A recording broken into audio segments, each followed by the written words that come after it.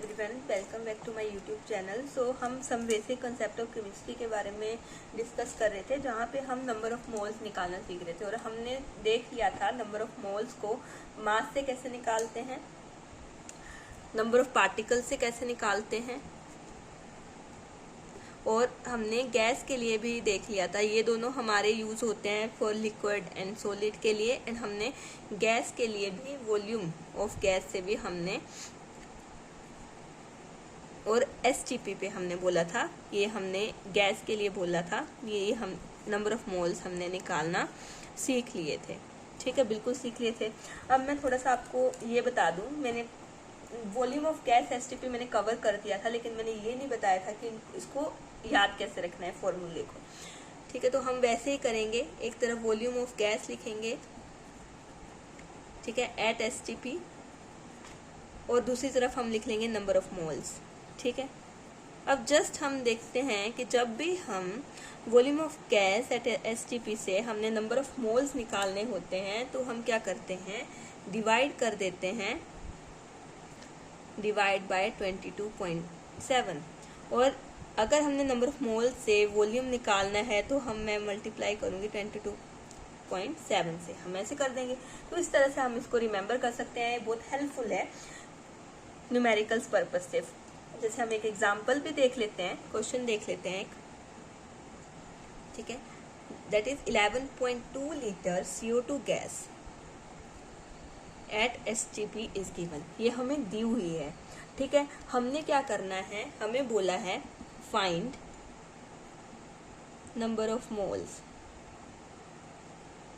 ठीक है, तो जस्ट हमें फॉर्मूला पता है, हमें volume is given at STP और हमें नंबर ऑफ मोल्स निकालने हैं। हमने यहाँ पे फ्लो चार्ट बना लिया है और हमें पता है वॉल्यूम से जब हम नंबर ऑफ मोल्स की तरफ जाते हैं तो हम डिवाइड करते हैं 22.7 से। लेकिन आप जनरली जो है मैक्सिमम जगह पे हम क्या करते हैं, 22.4 वैल्यू से डिवाइड करते हैं। क्यों करते हैं, देखो 11.2 अगर हम देखें 11.2, तो this is the multiple of 22.4। Okay, मैंने बोला था एक ओल्ड कन्वेंशन है, एक न्यू कन्वेंशन है। ओल्ड कन्वेंशन के अकॉर्डिंग 22.4 से हम डिवाइड करते हैं, न्यू कन्वेंशन के अकॉर्डिंग 22.7 से डिवाइड करते हैं।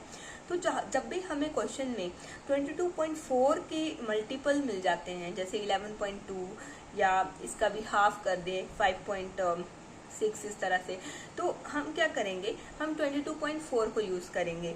और अगर हमारे पास कोई मल्टीपल नहीं आ रहे 22.4 के, कुछ अनदर वैल्यू आ रही है, तो हम 22.7 ही यूज करेंगे। ठीक है, क्योंकि ज्यादा फर्क है नहीं, पॉइंट्स में थोड़ा डिफरेंस आएगा, वैल्यू में ज्यादा फर्क नहीं है। ठीक है, तभी जो मैक्सिमम हमारे क्वेश्चंस हैं उसमें हम 22.4 यूज करते हैं। जैसे यहाँ पे 11.2 is the multiple of 22.4 and we know number of moles निकालने हैं, देन वी हैव टू, हम वॉल्यूम को 22.7 या 22.4 यू कैन यहाँ पे आप लिख सकते हो, इससे क्या कर देंगे, डिवाइड कर देंगे। अगर हम 22.4 से डिवाइड करते हैं तो हमारे पास एग्जैक्ट 0.5 वैल्यू आती है। और अगर हम इसको सपोज करो आपने 22.7 से किया, ठीक है, अब आपको पता है यहाँ पे सिर्फ एक पॉइंट के आगे के डिजिट की ही डिफरेंस आ रहा है, तो ये भी वैल्यू अप्रोक्स 0.5 मतलब 0.47 या 49 या 48 इस तरह से आएगी। तो उसको हम राउंड ऑफ कर सकते हैं 0.5 तक। तो अप्रोक्सीमेटली वैल्यूज जो है वो नियर बाय ही आती हैं, तो यू कैन यूज दिस और दिस एनी, बट आपको फिर वो राउंड ऑफ करके आपको बताना पड़ता है। तो अब हमने सारे फॉर्मूले कर लिए हैं जिससे हम नंबर ऑफ मोल्स निकाल पाते हैं। ये बेसिक था, ये नंबर ऑफ मोल्स निकालने the basic of the mole concept कि आपको नंबर ऑफ मोल्स निकालने आनी चाहिए। आपको कुछ भी दिया जा सकता है, मास दिया जा सकता है, नंबर ऑफ पार्टिकल से बोल सकते हैं, वॉल्यूम से बोल सकते हैं, उल्टा पूछ सकते हैं नंबर ऑफ मोल्स से कि आप मास बताओ, नंबर ऑफ पार्टिकल्स बताओ, वॉल्यूम बताओ। ठीक है, तो अब हमने क्या किया है, हमने 3 तरीके कर लिए हैं, 3 तरीके हैं हमारे पास। हमने मास, यहाँ पे हम बीच में मोल्स लिख लेते हैं। यहाँ पे मैं आपको फ्लो चार्ट बता रही हूँ जो आपको, जिससे क्या होगा, आपको क्वेश्चंस करने में हेल्प मिलेगी। और अगर ये फ्लो चार्ट जैसे कि डायग्राम्स हमारे दिमाग में ज़्यादा अच्छे से बैठती हैं, बहुत अच्छे से बैठती हैं। जो लिखा हुआ है वो हमारे दिमाग में इतनी जल्दी नहीं जाता है। अगर हम फ्लो चार्ट बना लें तो बड़ा सा क्वेश्चन भी इजी होके लग जाता है कि अच्छा हाँ ये बड़े, अगर हम ऐसे एरो एरो लगा के उसको लिखने शुरू करें तो हमें स्टेप बाय स्टेप वो पता चलने लगती है कि अच्छा इस जो क्वेश्चन में ये चीज़ है। वैसे ही डायग्राम्स अगर हम देख लें तो हमें कंसेप्ट ज़्यादा अच्छे समझ में आता है। तो उसी तरह से हम एक फ्लो चार्ट बना लेंगे इन तीनों तरीकों का नंबर ऑफ मोल्स निकालने के, जिससे कि हमें न्यूमेरिकल्स में ज़्यादा कुछ दिमाग लगाने की ज़रूरत ना पड़ेगी। बस वो फ्लो चार्ट हम याद करेंगे और हमें क्वेश्चंस बन जाएंगे हमारे। ये मास है, मोल्स हम अब इसके तीनों तरफ वो तीनों तरीके लिख सकते हैं। यहाँ हम लिखते हैं volume of gas at STP, ठीक है। और यहाँ नीचे, ऊपर जगह नहीं है तो मैं नीचे लिख रही हूँ, आप जिस मर्जी साइड लिख लीजिए, ऊपर नीचे किसी भी साइड, ठीक है। तो यहाँ पे हम लिख देते हैं नंबर ऑफ पार्टिकल्स। यही 3 तरीके थे, ठीक है, यही 3 तरीके थे, mass, number of particles, volume of gas at STP, ठीक है, हमने लिख दिए। अब हमने सबसे पहले मास से किया था, कितने ग्राम हमें कोई चीज़ दी हुई है तो उससे नंबर ऑफ मोल्स निकालो, ठीक है। तो हमने क्या किया था, हमने जब मास से मोल्स निकाले थे तो हमने डिवाइड मारा था मोलर मास से, किसी भी कंपाउंड के मोलर मास से। और जब हमने मोल्स हमें दिए हुए हैं, मोल से मास निकाला था तो हमने उसी चीज़ से मल्टीप्लाई कर दिया था, मल्टीप्लाई बाय मोलर मास, ठीक है। वैसे ही जब हमने, अब ये तो रिसेंट ही है, ठीक है, रिसेंट ही है। हमने वॉल्यूम ऑफ गैस, मैंने ऊपर ही लिखा है कि क्या करेंगे जब हम वॉल्यूम ऑफ गैस से नंबर ऑफ मोल्स निकालेंगे तो वी जस्ट डिवाइड बाय 22.7 और 22.4, ठीक है। मोल से हम क्या करेंगे, अगर वॉल्यूम निकालेंगे तो हम मल्टीप्लाई कर देंगे 22.7 और 22.4 से। वैसे ही हम नंबर ऑफ पार्टिकल्स की बात करें तो यहाँ पे क्या करते हैं, हम नंबर ऑफ पार्टिकल्स से मोल्स निकालते हैं तो डिवाइड मारेंगे हम Na से, और मोल से नंबर ऑफ पार्टिकल्स निकालेंगे तो मल्टीप्लाई मारेंगे Na से। अब इसको लर्न कैसे करना है, ठीक है। तो आप इस फ्लो चार्ट को देखो तो आपको एक चीज़ पता चलेगी कि जब भी हम मोल्स निकाल रहे हैं, चाहे हम मास से निकाल रहे हैं, चाहे वॉल्यूम ऑफ गैस से निकाल रहे हैं, चाहे नंबर ऑफ पार्टिकल्स से निकाल रहे हैं, तब हम किसी ना किसी चीज़ का डिवाइड कर रहे हैं, ठीक है, डिवाइड मार रहे हैं, ठीक है। और जब हम मोल से वो चीज़ निकाल रहे हैं, चाहे मास, चाहे वॉल्यूम, चाहे नंबर ऑफ पार्टिकल्स, तो हम किसी चीज़ से मल्टीप्लाई कर रहे हैं, ठीक है। बस आपको वही चीज़ याद रखनी है, रिमेंबर रखनी है कि जब मास से हम मोल्स निकालते हैं तो उसका डिवाइड मारते हैं, ठीक है। वॉल्यूम से हम मोल्स निकालते तो उसका डिवाइड मारते हैं, और नंबर ऑफ पार्टिकल्स से अगर हम मोल्स निकालते तो किसका डिवाइड मारते हैं, और उल्टा किसका मल्टीप्लाई मारते हैं, ठीक है। तो ये हमारा क्या हो गया है, फ्लो चार्ट रेडी हो गया है। आई होप आपको ये 7 स्टार आप फ्लो चार्ट है आपका, ठीक है, 7 स्टार फ्लो चार्ट है, ठीक है, 7 स्टार। इसको आपने रिमेंबर करना ही है, रिमेंबर तो अभी हो गया, ठीक है। मेरे साथ बोलो, मास से मोल्स निकालने हैं, डिवाइड मारेंगे मोलर मास से, वॉल्यूम से मोल्स निकालने हैं, डिवाइड मारेंगे 22.7 से, नंबर ऑफ पार्टिकल से मोल निकालने हैं, डिवाइड मारेंगे Na से, ठीक है। उल्टा जब मोल से मास निकालेंगे मल्टीप्लाई कर देंगे मोलर मास से। जब मोल से वॉल्यूम ऑफ गैस निकालना है आपको एट STP तो 20.7 से मल्टीप्लाई कर देंगे। जब हमने मोल से नंबर ऑफ पार्टिकल्स निकालने हैं तो मल्टीप्लाई बाय Na कर देंगे, ठीक है। अब इन्हीं तीनों कंसेप्ट्स को यूज़ करके हम न्यूमेरिकल्स करेंगे, जिनमें ये हार्डली या तो तीनों या तो 2 कंसेप्ट्स यूज होंगे उस न्यूमेरिकल में, ठीक है। तो आप इस फ्लो चार्ट को अपने सामने रखिए, मुझे तो अब पेज पलटना पड़ेगा, ठीक है, और मुझे तो पता भी है कैसे करना है। आप इसको सामने रखिए फ्लो चार्ट को, और मैं आपको एक क्वेश्चन हम करते हैं ट्राई, ठीक है। तो क्वेश्चन है, calculate volume of CO2 gas at STP, ठीक है। We have to calculate volume निकालना है हमने, ठीक है। तो हमने क्या करना है, देखो वॉल्यूम निकालना है, फ्लो चार्ट को देखो, वॉल्यूम निकालेंगे तो मल्टीप्लाई करेंगे, ठीक है, किससे, 22.7 या 22.4 से, वो हम देखेंगे मल्टीपल में है कि नहीं है, ठीक है। जब भी हमने वॉल्यूम निकालना है तो we just have to multiply with 22.7। लेकिन अगर हमें वॉल्यूम दिया है और we have to calculate the moles और हमें मल्टीपल दिख रहा है 20.4 का, तब हम वो यूज़ करेंगे, ठीक है। तो यहाँ पे क्या बोला है कि वॉल्यूम निकालना है और we have given which contain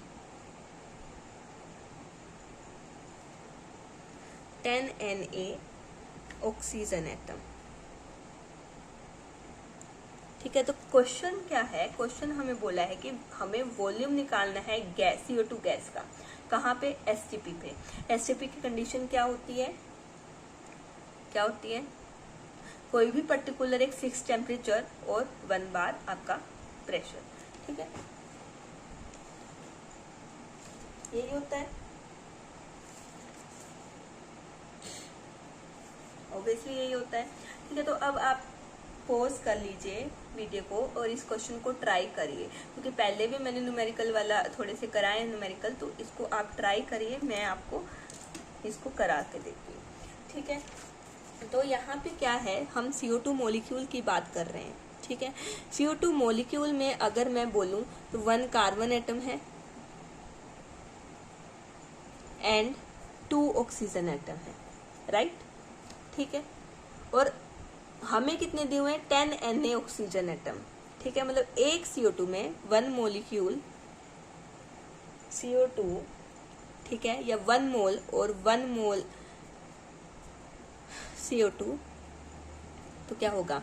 अगर 1 मॉलिक्यूल बोलें, ठीक है, तो वहां पे हमारे पास 2 ऑक्सीजन एटम प्रेजेंट है। ठीक है, और यहाँ पे 2 मोल ऑक्सीजन एटम, राइट, ऐसा होगा, होगा। तो we have given 10 mole oxygen atom in the question. Question में हमें 10 Na दिया है। ठीक है, 10 Na रख लो, मोल में मत लेके जाओ, आप इसी में रखो कि 2 ऑक्सीजन एटम है। अगर 10 Na ऑक्सीजन एटम है, हम इसको लिख सकते हैं ना, मोल को 2 × Na। ठीक है, लिख सकते हैं। 1 मोल को मैंने बोला था कि 1 मोल क्या है? Avogadro number, that is 6.022 × 10⁻23। कुछ भी 1 मोल क्या है? ये नंबर है। ठीक है, उस नंबर को हमने बोला था एवोगाद्रो नंबर, उसको कैसे रिप्रेजेंट करते हैं? Na से रिप्रेजेंट करते हैं। ठीक है, 2 Na ऑक्सीजन एटम। ठीक है, तो यहाँ पे हमें 10 Na ऑक्सीजन एटम दिए हैं इन द क्वेश्चन। तो ये कितने में होंगे? देखो यहाँ पे 2 है तो उसका हाफ मॉलिक्यूल है। ठीक है, तो यहाँ पे 10 अगर Na है तो इसका हाफ मॉलिक्यूल मतलब 5 मोल आपके पास कितने CO2 है। ठीक है, इसको आप 5 मोल भी 10 मोल भी लिख सकते हो। ठीक है, because 1 Na is Avogadro number and that is equal to 1 मोल।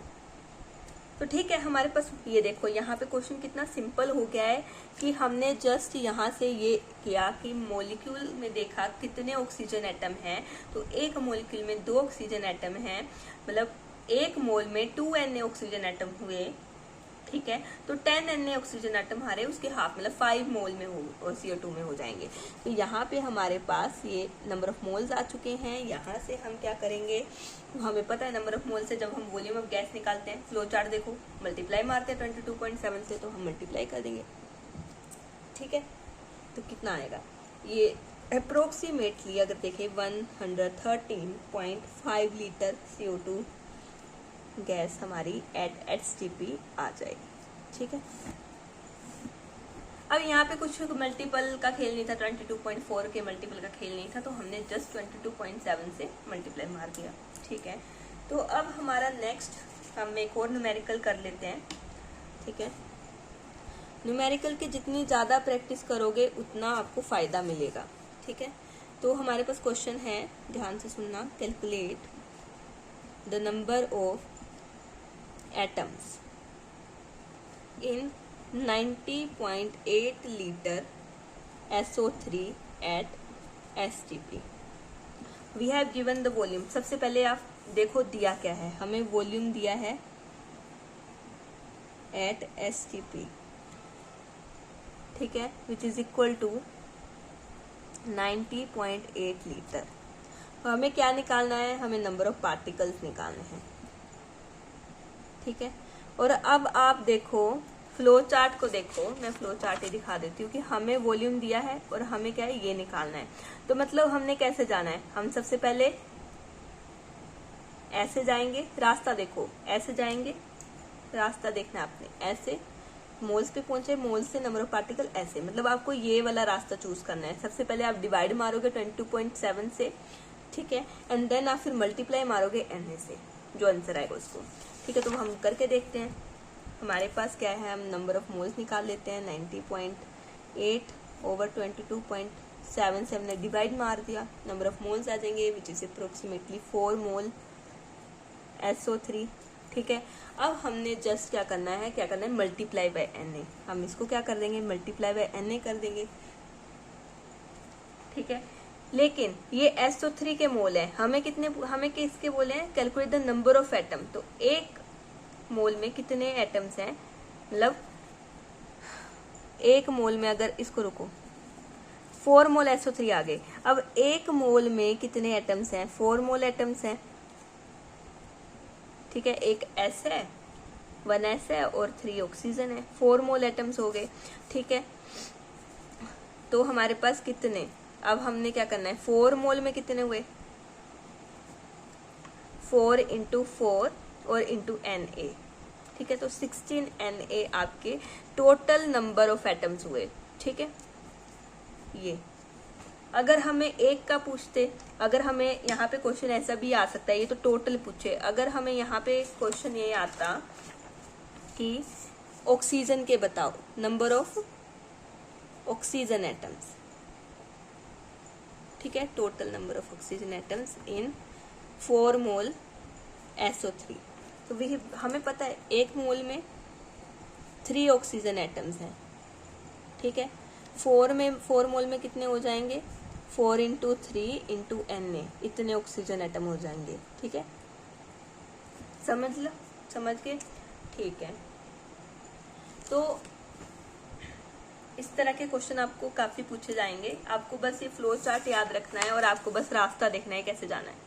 ठीक है, लेकिन आपने ये गलती नहीं करनी है कि अगर जैसे नंबर ऑफ एटम्स पूछे हैं यहाँ पे, तो आपने डायरेक्ट Na से मल्टीप्लाई नहीं करना है। आपने देखना है उस मॉलिक्यूल में कितने एटम्स हैं, फिर उसको भी आप इंक्लूड करोगे। ठीक है, तब इस तरह से।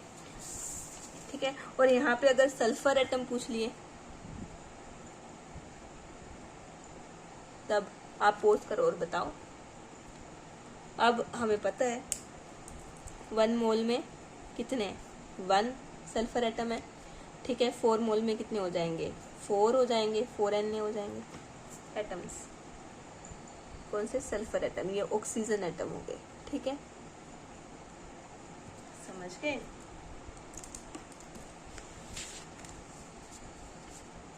अब हमारे पास हम एक और क्वेश्चन कर लेते हैं।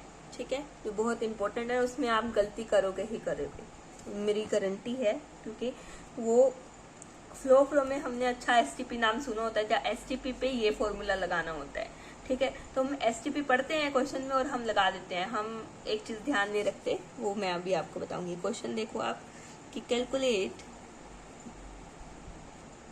Number of atoms in 1.8 litre water liquid at STP। ठीक है, अब STP सोचेंगे कि अच्छा STP लिख दिया है तो हम लगा देते हैं वो वॉल्यूम वाला। ठीक है, बट एक चीज नहीं देखते, ये लिक्विड लिखा हुआ है, हमने क्या बोला था, वो लिक्विड पे नहीं लगता है, लिक्विड और सॉलिड पे नहीं लगता है, पाप हो जाता है। ठीक है, पाप नहीं करना है, इस पे वो फॉर्मूला नहीं लगाना है। तो कैसे करेंगे इस क्वेश्चन को solve, what is the density of water. ठीक है, तो डेंसिटी ऑफ वाटर होती है 1 ग्राम पर ml। ठीक है, हमें आधी अधूरी चीजें पता होती हैं, हमें नहीं पता होता कि हम 1 बोल देते हैं। ठीक है, तो यूनिट के साथ बोलोगे। ठीक है, अब हमें दिया है 1.8 लीटर, सबसे पहले आप इसको ml में चेंज करिए। ठीक है, 1.8 लीटर वाटर है, उसको 1800 ml वाटर करिए। ठीक है, अब डेंसिटी हमें पता है, डेंसिटी की 1 ग्राम पर ml है, डेंसिटी इज 1 ग्राम पर ml। क्या हम यहाँ से मास निकाल सकते हैं, we have given volume density. Density का फॉर्मूला होता है mass over mass divided by volume. ठीक है, डेंसिटी हमें पता है, वॉल्यूम पता है, क्या हम मास निकाल सकते हैं, बिल्कुल निकाल सकते हैं। हमने जस्ट मल्टीप्लाई करना है, मास किसके इक्वल हो जाएगा, वॉल्यूम इंटू डेंसिटी, ठीक है। डेंसिटी कितनी है 1 ग्राम पर ml, यहाँ पे ml है, ठीक है। और वॉल्यूम कितना है 1800 ml, ठीक है। ml से ml कैंसिल हो जाएगा, ये अपॉन में है, ये ऊपर है, कैंसिल, क्या बचा 1800 ग्राम हमारे पास में क्या आ गया, मास आ गया मास, ठीक है। अब मास आ चुका है, मास से हम नंबर ऑफ मोल्स निकाल सकते हैं, बिल्कुल निकाल सकते हैं। नंबर ऑफ मोल्स निकालिए, क्या करना होता है, डिवाइड बाय मोलर मास करना होता है। वाटर का मोलर मास निकालो, वाटर का मोलर मास होता है, जब आप निकालोगे पोज करके निकालो उसको, ठीक है, मोलिकुलर मास, मोलर मास, ठीक है।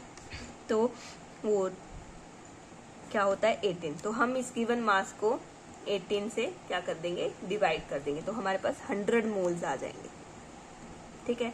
बट क्वेश्चन में क्या पूछा है, नंबर ऑफ एटम्स पूछे हुए हैं, ठीक है। तो एक मॉलिक्यूल में 3 एटम्स होते हैं, मतलब 1 मोल कंटेन 3 एटम्स, ठीक है। Na बोले तो 3 Na एटम्स, ठीक है, ठीक है, 3 Na एटम्स।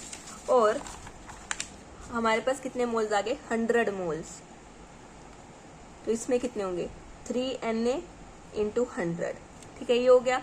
तो टोटल हो गए 300 Na एटम्स आपके इसमें हो गए, इसमें 1.8 लीटर वाटर एट STP, ठीक है। तो बात यह है कि आपने कुछ STP देख के डायरेक्ट वो फॉर्मूला नहीं लगा देना है, आप वहां पे गैस मेंशन होना चाहिए। अगर गैस मेंशन नहीं है तो आप ये फॉर्मूला नहीं लगाओगे, नहीं तो बहुत बड़ा पाप हो जाएगा। तो उसको इस तरह से सोल्व करते हैं।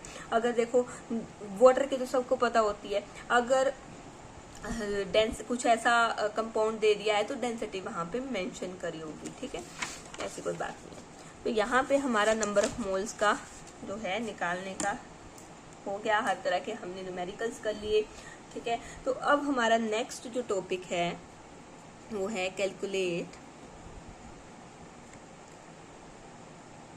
Number of electrons, protons and neutrons, ठीक है,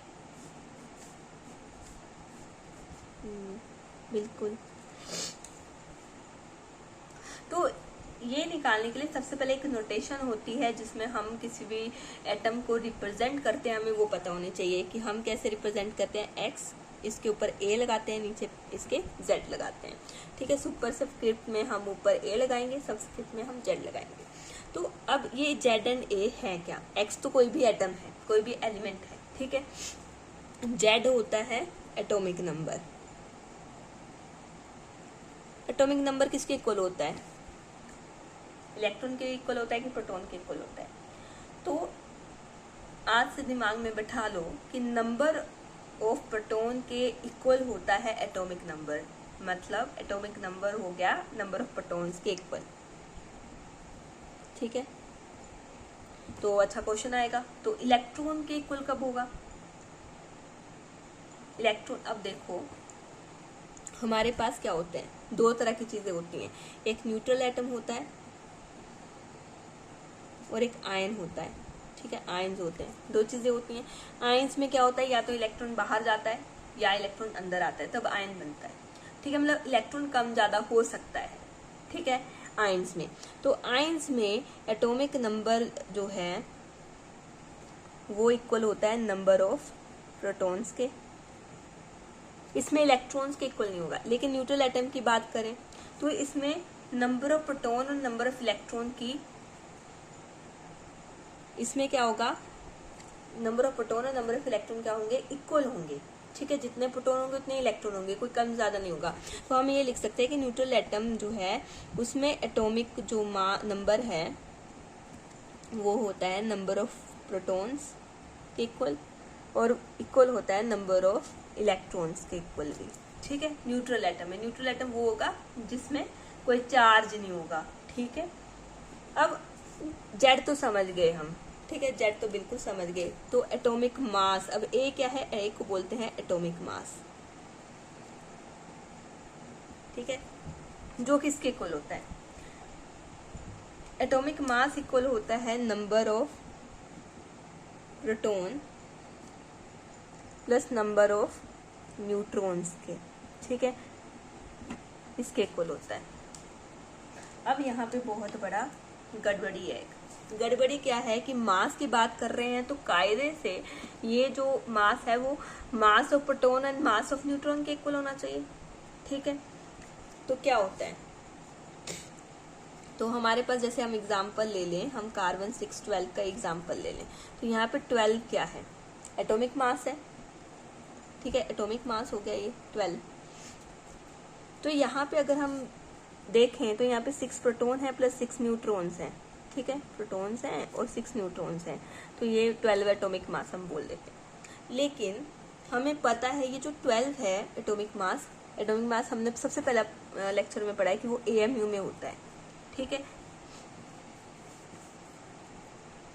बिल्कुल। और हमें प्रोटॉन का और न्यूट्रॉन का मास भी हमें पता है कि mass of proton and mass of neutron जो होते हैं, ठीक है, वो इक्वल होते हैं दोनों, और 1.66 × 10⁻⁻24 ग्राम के इक्वल हो जाते हैं, ठीक है।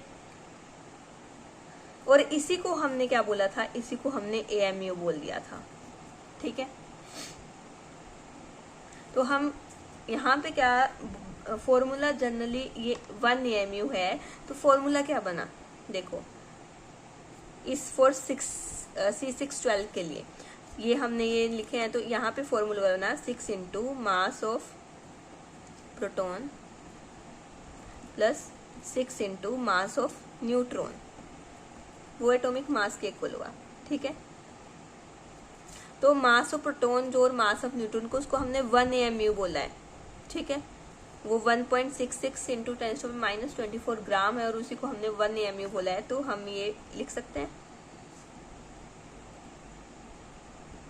ये लिख सकते हैं, ठीक है। जब हम मल्टीप्लाई करेंगे 6 AMU प्लस 6 AMU किसके इक्वल आ जाएगा, 12 AMU के इक्वल आ जाएगा, ठीक है।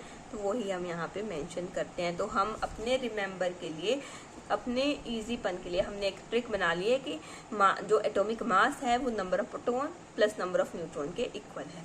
तो वो आया कैसे है, वो इस तरह से आया है, ठीक है। आज हम इतना ही करते हैं, नेक्स्ट हम इसी के आगे हम कैलकुलेशंस करेंगे कि न्यूट्रॉन कैसे निकालते हैं और किस तरह से आयंस में किस तरह से हमें प्रोटॉन इलेक्ट्रॉन बता सकते हैं, इलेक्ट्रॉन प्रोटॉन न्यूट्रॉन की वैल्यू बता सकते हैं, ठीक है। तो वो हम सब नेक्स्ट लेक्चर में करेंगे। थैंक यू विदित, I hope you enjoyed the lecture.